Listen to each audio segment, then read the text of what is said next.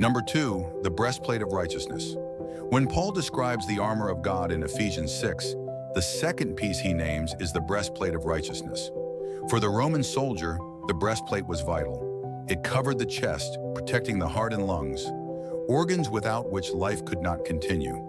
Without it, one strike from the enemy's sword or spear could be fatal. The breastplate was not optional, it was essential. Spiritually, Paul tells us our breastplate is righteousness, but this righteousness is not our own.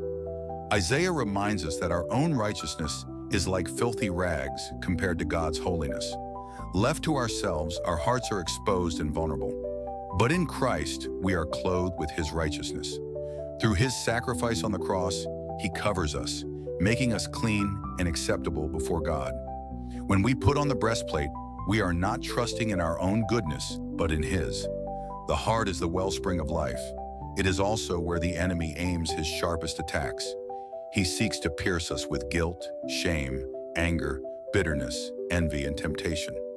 If our hearts are unguarded, these arrows can take root and corrupt us from the inside out.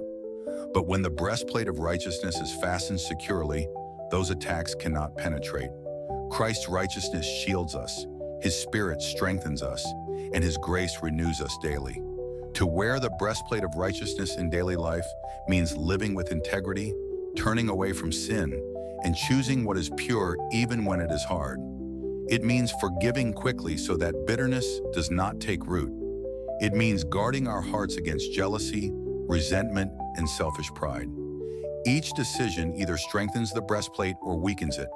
By walking in obedience to God's Spirit, the breastplate remains firm and protective. Temptation will come. The enemy will whisper, "Just this once. No one will know. It doesn't matter." But the righteous heart answers, "My life belongs to Christ. My heart is covered by His righteousness. I will not trade His holiness for a moment of sin." This is not done in our own strength, but in His. Each time we resist temptation, the breastplate grows stronger. Each time we turn from darkness and choose light, the protection of Christ becomes more evident in us. So today, put on the breastplate of righteousness.